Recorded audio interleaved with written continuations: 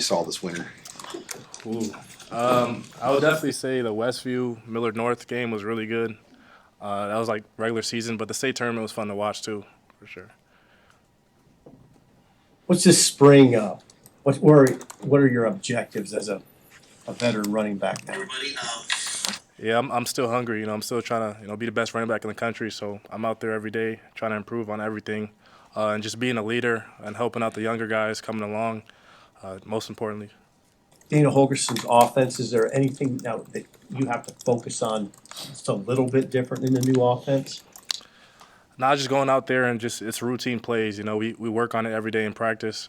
So it's just getting a lot of reps at it, being consistent in it, and then just executing. He makes our jobs a lot easier as a running back. I fit his offense really well, so I'm really excited for that, and I think we've grown as a team so far. In Dana's offense, how do you see yourself working in as a receiver on top of running the ball too?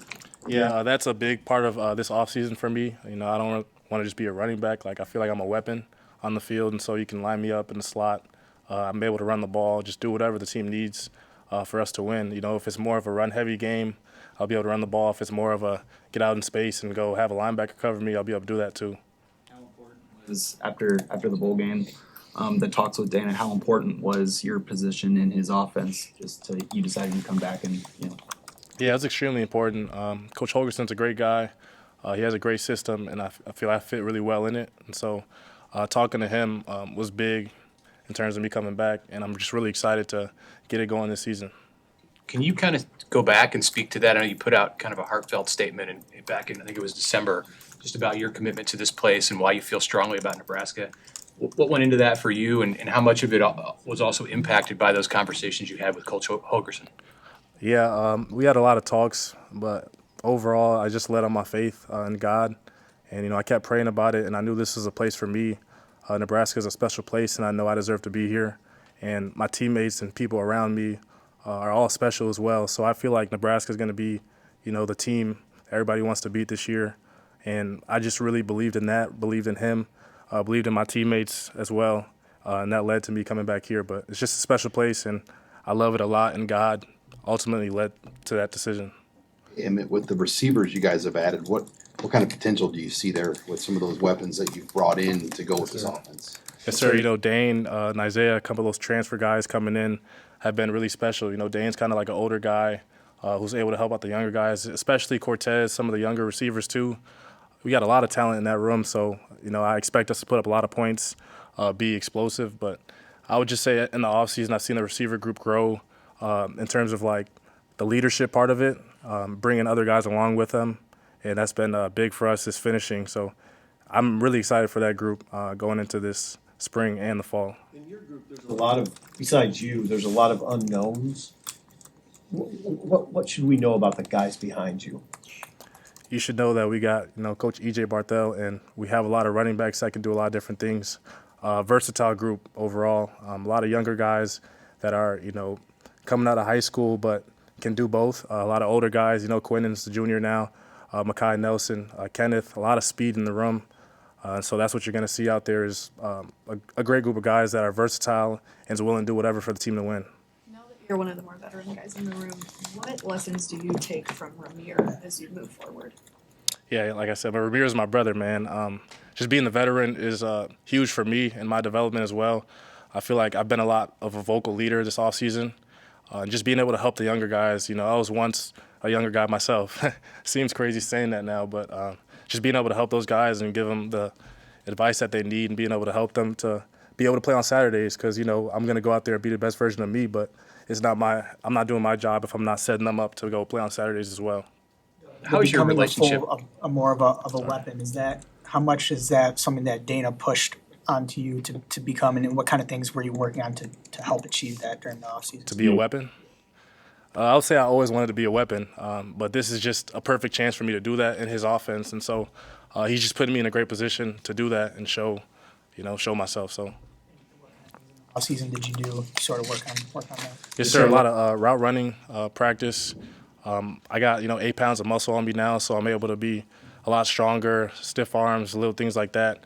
Just improving my game overall, being a pass catcher, being able to run through people, all that little stuff like that, and pass pro as well. You've been around Dylan as much as anybody this offseason. How have you seen him grow as a leader and just kind of what he's doing to help move this team forward? Yeah, Dylan's, he's growing up really quick. He's learned a lot from last season. Me and him are together almost every day, so we got a great bond. But he's seen, what it takes to play in the Big Ten now, and he's definitely took that step of a leadership role as well, being quarterback.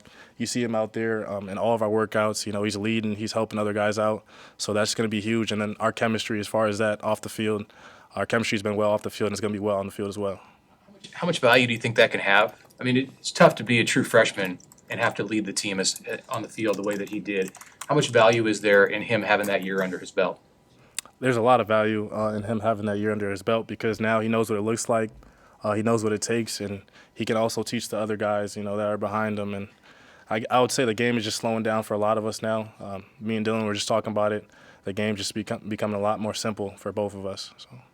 With the injuries up front and the offensive line during the spring, is there anything you can do as a running back to sort of help those younger guys? I mean, obviously not technique-wise, but in terms of just what you see from As far as the O-line?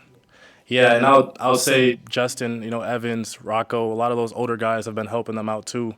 They have a great bond in the O-line room, and so I would say I help them out as well too, but they have a great bond, so I have no doubt that those guys are going to be helping them out, and I'm going to do my job as well, helping them out with anything I can.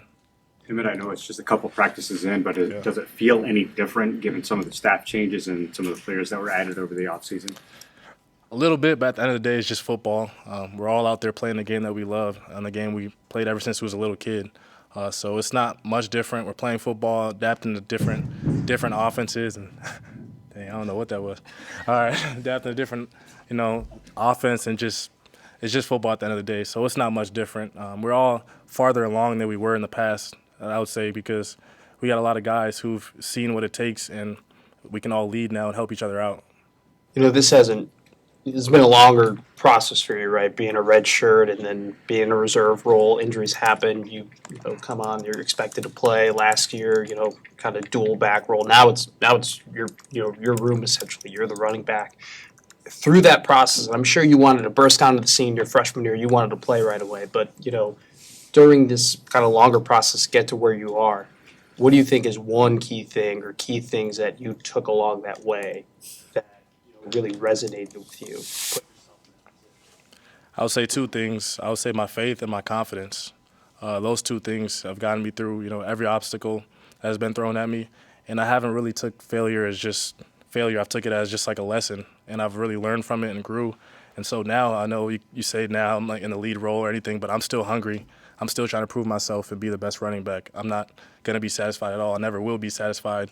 And I think that's due to my adversity I've been through in my life and my trust in God. I just know that I have to go out there every day and prove myself. Appreciate y'all. Well, Bobby.